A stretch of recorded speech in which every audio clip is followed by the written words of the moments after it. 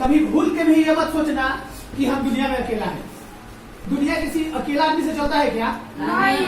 अगर मान के चलो एक आदमी रहेगा तो उसकी आवश्यकता की पूर्ति अगर सारे जीवों को मार दिया जाए तो कोई एक जीव जी पाएगा? नहीं। वो तो अकेला ही घुट घुट के मर जाएगा। जैसे कि पर्यावरण में जितने भी वृक्ष है, मान लो सारे वृक्ष को अगर काट दे, अगर हम तुमको कहते हैं कि चलो सफाई किया जाए, सफाई करने का मतलब कि सारा पेड़ काट दिया जाए, तो क्या मानव जी पाएगा? नहीं। कभी शहर में जाकर देखोगे ज्यादा घनी बस्ती होगा तो वहां तुम्हारा दम घुटने लगेगा, बोलोगे कि जल्दी से बाहर निकले। क्या है? तो वहां ऑक्सीजन की कमी, वहां वह ऑक्सीजन मिलता है जो तुम लेना नहीं चाहोगे, यानी नाला के बदबू ऊपर आता है, वह सांस में लेना मजबूरी है, और मजबूरी बस वो लेते हो। अगर महीना दिन वहां रह जाओगे तो निश्चित है कि तुम बीमार पड़ोगे। लेकिन वहां के लोगों को आदत बन गई है।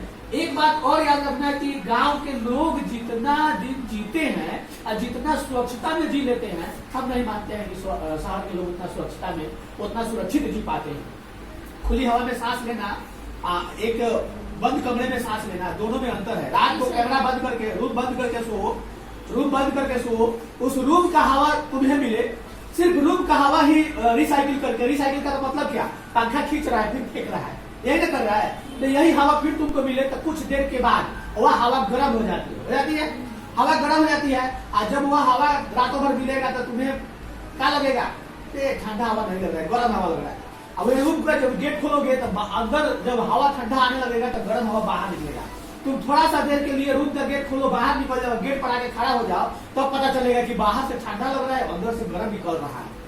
तब एहसास होगा कि प्रकृति का दिया हुआ जो हवा है, ऑक्सीजन है, कितना महत्वपूर्ण है और वह कितना शरीर को स्वस्थ मतलब रखता है। एक यह पंखा का हवा, एक वह कूलर का हवा, एक वह एसी का हवा, और एक वह प्राकृतिक का हवा, यानी कि जो हवा हम लोग पंखा झल के लेते हैं या घूम के लेते हैं या पेड़ के छाया में बैठ के लेते हैं, वह हवा कितना अंतर देता है शरीर को, गौर करना। जो व्यक्ति घर से बाहर नहीं निकलता है धूप में, उसको आधा घंटा धूप में खड़ा होने के लिए बोला जाता है, हो पाएगा? एक किसान को देखो, धूप होगा तो क्या करेगा? गमछी लपेट लेगा, सारा कुछ खोल देगा और वही खेत में काम करते रहेगा। अब बारिश होगा तो बस उससे नहा भी लेगा। मतलब बारिश होगा तो भी कोई डर नहीं, धूप होगा तो भी कोई डर नहीं, किसान करते रह रहा है, उसका ना तबियत खराब होगा ना कुछ हो। क्यों? क्योंकि उसको प्रकृति के साथ रहने की आदत हो गई है। इसलिए किसान जानता है कि पेड़ का कितना महत्व होता है, इसलिए किसान पेड़ को लगाता है। और वह लोग पेड़ के महत्व को नहीं जानते हैं जो सिर्फ पैसा के महत्व को जानते हैं। अगर किसान चाहता कि खाली पैसा कमाए तो अपने खेत में कोई पौधा लगाता नहीं, वो सिर्फ अनाज उगाता, बेच लेता, पैसा पास में आ जाता। यही करता, खेत भी साफ और पैसा भी। देखता है किसान कोनो आम के बागवानी लगाया है, तो कोनो लीची के बागवानी लगाया है, तो कोनो कुछ लगाया है, कोनो इस तरह बड़े बड़े छाया वाला वृक्ष लगा दिया है। ऐसा है ना किसान के पास? तो यह किसान इसलिए लगाता है कि स्वयं का पूर्ति हो सके, कि सारे लोगों का पूर्ति हो सके।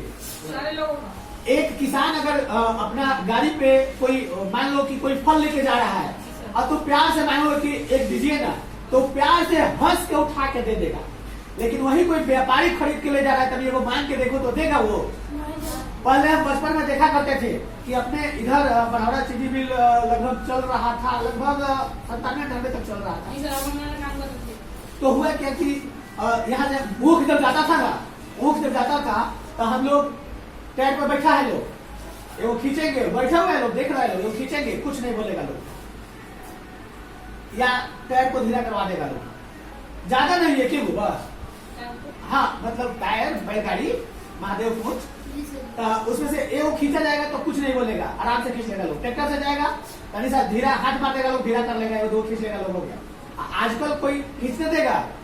10 रुपए एगो। क्यों? क्योंकि महंगाई इतना बढ़ गया है कि उसकी आवश्यकताओं की पूर्ति किसान की नहीं हो पा रही है, और किसान खुद अपने खेत को जो है व्यापार से बेच दे रहा है, व्यापारियों से बेच दे रहा है। तो हम यहाँ बताएंगे कि किसानों के अंदर सारा कुछ है, सहानुभूति भी है, परिश्रम करने की क्षमता भी है, दिल में प्यार भी है, और वह सिर्फ क्या उगाता है? तो लोगों के जीवन की पूर्ति के लिए अन्न उगाता है, यही ना करता है। लेकिन उस किसान के साथ सही बर्ताव अगर नहीं किया जाए तो उसको कितना ठेस पहुंचेगा, कितना मन को मतलब दुख लगेगा कि हम इतना करके, अगर एक किसान 1 बीघा में उगाता है तो क्या 1 बीघा का अकेले खा जाता है? नहीं। हो सकता है उसको कुछ बेचता भी हो सकता है अनाज ना बेचे, लेकिन उसका और दूसरा चीज उपज बेचता हूँ, जैसे भूसा बेचता हूँ किसी जानवरों के लिए। मतलब उसमें ये केवल मानव जीवित नहीं है, जानवर भी जीवित है। किसान के खेत को कभी कभी आकर कोई जानवर चढ़ जाता है, शांति से कहता है कि अच्छा एगो मेरा नहीं चढ़ा और वो कभी चढ़ गया। कभी सा वहाँ कभी सा दुख होता है कि इतना मेहनत कि इतना पैसा लगा फिर भी वहाँ नहीं हुआ, लेकिन फिर कहता है कि फिर आगे उगाएंगे, ऐसा कहता है। इसलिए कहता है कि उसको आत्मविश्वास है कि हमारा यही कर्म है, यही चलते रहेगा जिंदगी में जब तक नहीं मरेंगे। तो ऐसा मानव को होना चाहिए। जैसे तुम लोगों को एक और पाठ मिला था इसमें पढ़ने के लिए, कृष्ण और सुदामा की दोस्ती, इसमें तुम लोगों को एक एहसास हुआ था, थोड़ी सी एहसास हुआ था। उस समय आंख से आंसू आ गया होगा कि एक व्यक्ति जो जिंदगी भर अपना अथी का काम किया हो और उसको अंततः गरीबी में जीना पड़े, वहां जाता है दोस्तों के पास तो दोस्त से भेंट नहीं हो पाता है, जौन होने लगता है, तो उस समय हर व्यक्ति के आंख से आंसू आ जाएगा कि बचपन की दोस्ती कितना गहराई से थी, एक दूसरे के साथ रहते थे, वो जो खाता था हमको भी खिलाता था, हम जो खाते थे उसको भी खिलाते थे। और एक समय आ गया कि वह भरपेट खा रहा है, हमको जो है भरपेट मिल नहीं पा रहा है और हमको मजबूरन उसके पास जाना पड़ रहा है। तो इसमें यह दर्द देखने को मिला था। अब एक अलग इनका चिराग था, उसमें लालच के कारण फंस जाता है कि नहीं? तो लालच भी ना करो, अपना ईमानदारी से काम करो, बेईमानी से नहीं। अब काम गलती करोगे, कहोगे कि नहीं हम सही किया जबरदस्ती, तो क्या होगा? इसके जैसा घंटा लगेगा ही। ईमानदारी बोल रहा है, ईमानदारी कल फूल चढ़ा के भाग गया सब, हम नहीं पूरे पूछिए फूल चोरी कर लिया सब, ये सब है दोनों। आगे सुनो, नेशनल बर्ड पढ़ा था। नेशनल बर्ड भारत में कौन सा बर्ड, नेशनल यानी कि नेशनल बर्ड के बारे में जानते करते हो, कौन सा नेशनल बर्ड है भारत का? पिकॉक। पिकॉक किस कलर का में मिलता है? Blue. Only blue colour. White colour भी होता है लेकिन भारत में सिर्फ ब्लू कलर मिलता है। यहाँ अपने यहाँ तो शायद कहीं भी जाए यूपी की सीमा के आसपास, लेकिन उतना नहीं देखने को मिलता है। जैसे मैनी चिड़ै इधर ज्यादा मिलता है, पंडुक ज्यादा मिलता है, दुग्गी जिसको हम लोग गौरैया बोलते हैं, वो ज्यादा मिलता है हम लोग के यहाँ। और उसको कितना अच्छा से खिलाया भी जाता है, खाता भी है, रहता भी है। लेकिन हाँ एक बात याद रखना, वो आदमी के साथ ही रहता है, कभी बिस्तर पर नहीं रहता है। तुम्हारे घर में रहता है ना, जहाँ आदमी आरोप रहता है यानी कि आदमी रहता है उसी के आसपास में रहता है, उसको आदमी से डर नहीं लगता है। कबूतर रहता है आदमी के साथ। पहले संदेश भेजने का वही एकमात्र साधन था। कबूतर के द्वारा संदेश चिट्ठी लिखकर उसे चोट में धरा दिया जाएगा और उड़ा दिया जाएगा, उसी आदमी के पास जाके वो गिरेगा जिसको चिट्ठी देना होगा, दूसरे किसी को देने नहीं करेगा, और उसके पास जाके वो पहचानता था। तो ऐसे था। इन्वान वाला पार्ट था जापान वाला।